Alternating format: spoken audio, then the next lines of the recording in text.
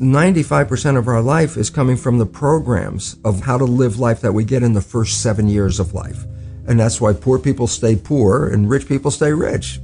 The movie The Matrix is not science fiction. It's a documentary.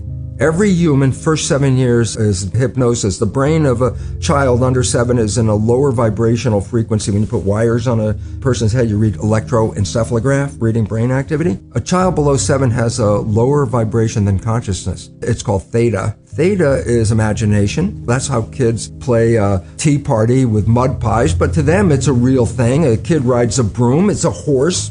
That's theta, imagination. Theta is also hypnosis. And the idea is this: before you can become conscious, if you don't have any programs, what are you going to be conscious of?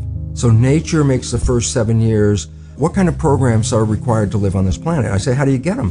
Theta is hypnosis. You just watch. You watch your parents, you watch your siblings and your community, because you have to learn how many 100,000 rules. Think about it. Just to be a functional member of a family and a functional member of a community, there are rules. Teach an infant these rules. You don't have to. First 7 years, they just observe it and just download it. And then I say, well, why is it relevant? Because this is the unfortunate fact. 95% of our life comes from those programs in the subconscious. Every day, only about 5% of their life are you using conscious, which is creative.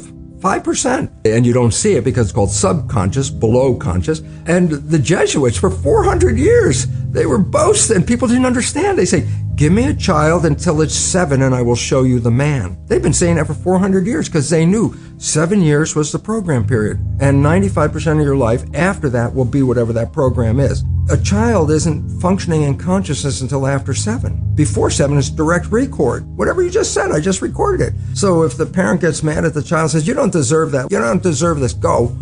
The child is not consciously understanding what you mean. Child's just recorded, I do not deserve. Now, if I hear that several times, especially in an emotional situation, because that downloads it faster. Now I'm 40, 50 years old. What is my behavior 95% of the time? And the answer is, well, it comes from the program. I do not deserve. Well, that means unconsciously I will sabotage myself to make sure that the program is correct. I'm making the program true by adjusting the behavior to meet the program. Look, this is not new. I mean, there's the famous book, Rich Dad, Poor Dad. And basically said you come from a poor family and you could struggle your whole life and try to get rich, but you're not going to make it. And if you come from a rich family, you could be stupid your whole life and make it. Not because it was thinking, but it was unconscious behavior that was downloaded from rich families into kids, which is unconscious. So they're making the right moves unconsciously.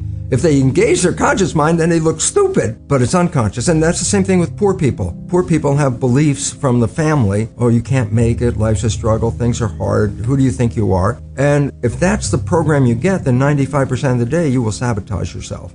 And that's why poor people stay poor and rich people stay rich, because the programming. Before I put this knowledge into effect, and I use the word put into effect, why? I had the knowledge academically. It's like, oh my God, look at the research. What does it mean? I understood it from the level.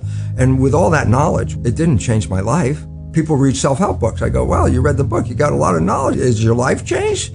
No, but you got a lot of knowledge. And so here's the difference. The conscious mind is creative and can learn in any number of ways. Read a self-help book, go to a lecture, listen to this, and conscious mind's going to get some awareness. But subconscious mind doesn't learn that way. Subconscious mind learns in two fundamental ways naturally. Hypnosis, which is the first 7 years. And after age 7, how do you put new programs in? Repetition, practice. You want to drive a car? You didn't learn how by just getting in the seat and put the key in. You had to practice driving the car.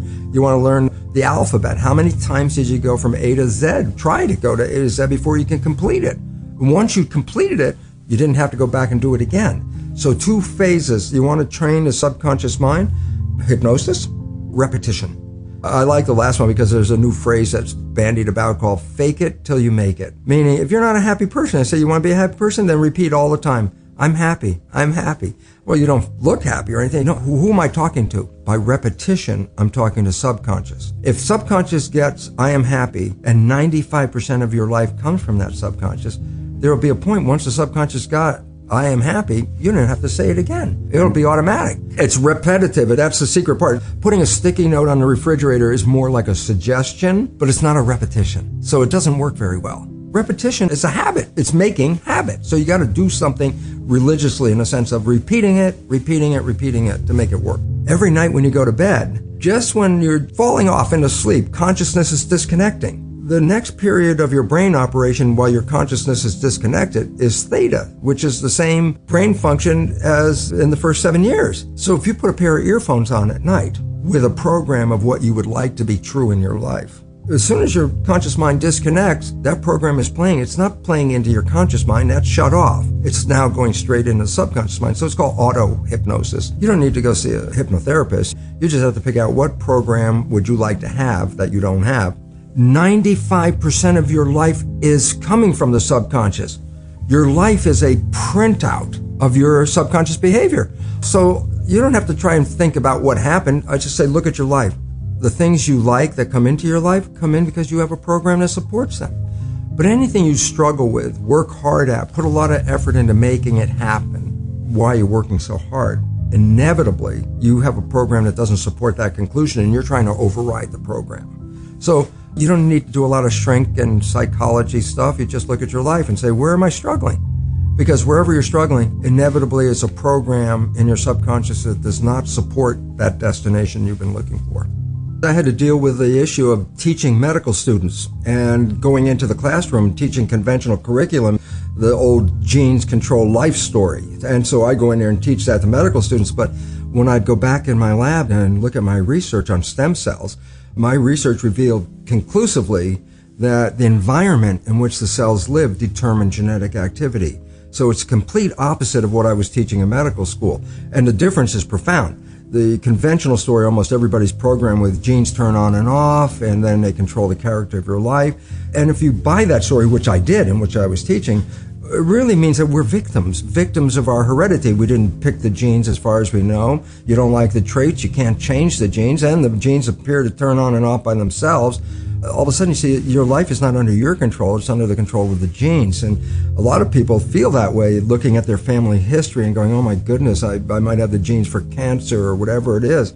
Since consciousness is involved, once I feed you with an idea that you are susceptible to something, look, I can feed you with an idea that this pill that we just got from the pharmaceutical company, it's the greatest, best thing for your issue. And I give you this pill and you get better. And then later you find out it was a sugar pill and everybody goes, yeah, that's called the placebo effect. And I go, what does it really mean? You didn't get healed by the pill. You got healed by the belief in the pill. Well, yeah, that's what placebo is all about. And at least 1/3, minimum of 1/3 of all medical intervention is placebo effect, where the healing comes from. Everybody goes, yeah, I know about the placebo. I go, yeah, but that's a result of positive thinking. What about negative thinking? And this is what we don't talk about, but the reality is it's equally powerful in regard to affecting your biology as is positive thinking, but it works in the opposite direction. A negative thought is called the nocebo effect. Can cause any disease and you can die. If you believe you're going to die, you can die from the belief. Here's a simple fact. Stress causes up to 90% of doctor visits. How can stress do this? And the answer is very simple. Stress causes a hormone called cortisol to be released in the body. So what does cortisol do? Number one, it causes the blood in the viscera, the guts, where maintenance of the body and healing comes from all the organs. It causes the blood vessels to shut down because it pushes the blood to the arms and legs. Why? Stress means you're ready to run, fight or flight. So you push the energy to where you need it, arms and legs. Well, where do you get it from? Well, you squeeze the blood vessels in the gut. Well, the viscera is growth. That's what the organs are for. Arms and legs are for protection.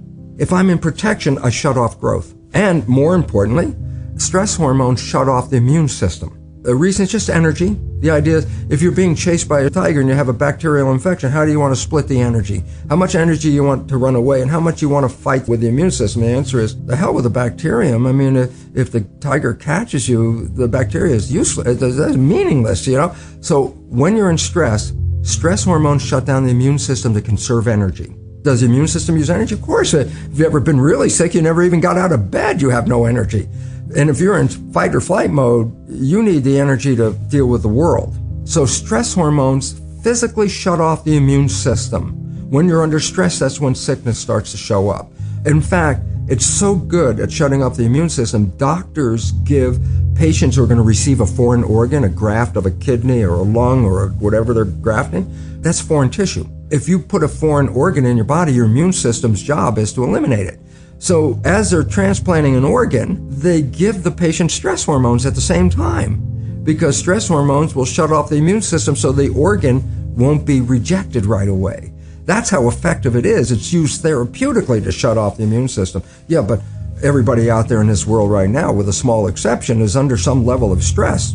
Every one of those people is dripping stress hormones continuously in their body, and those hormones inhibit the immune system, and the result is illness. And if you stop the growth, you say, yeah, but I'm an adult, I don't need to grow. And I say, yeah, but you have to replace hundreds of billions of cells that you lose every day. So we really have to watch out, because, as psychologists would tell us, 70% or more of our thoughts are negative and redundant, replaying the same negative thoughts. I go, if thoughts had nothing to do with it, fine. But thoughts, positive or negative, shape our biology. And all of a sudden, now it's time to wake up, because our negative thinking is manifesting a negative life experience. But it's not just me saying this. It was me saying this when I first started doing this work in 1970. And my research was repeatable every day. Stem cells are embryonic cells, so they have no potential until you put them in an environment.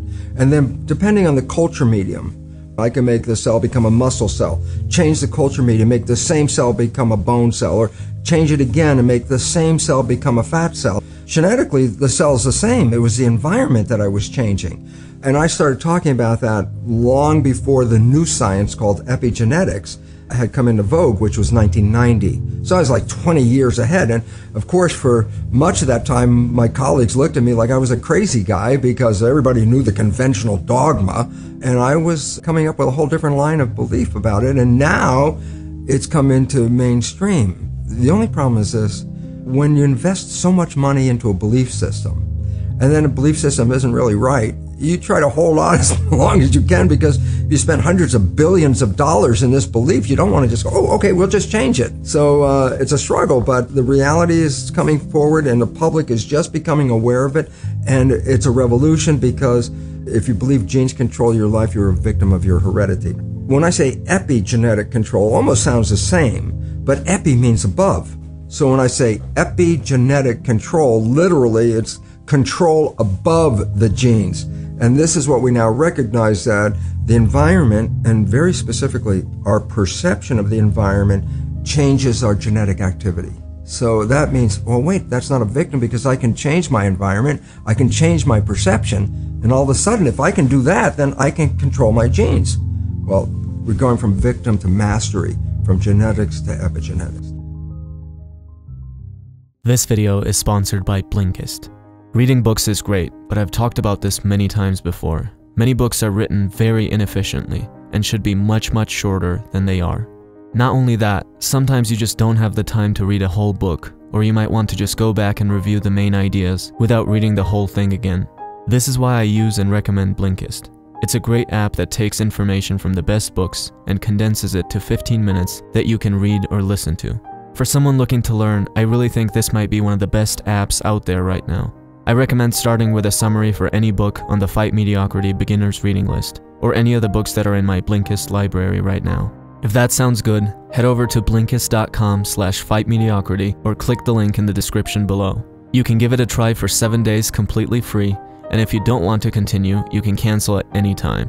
As a Fight Mediocrity viewer, you'll also get 25% off if you decide you want the full membership. Thanks for watching.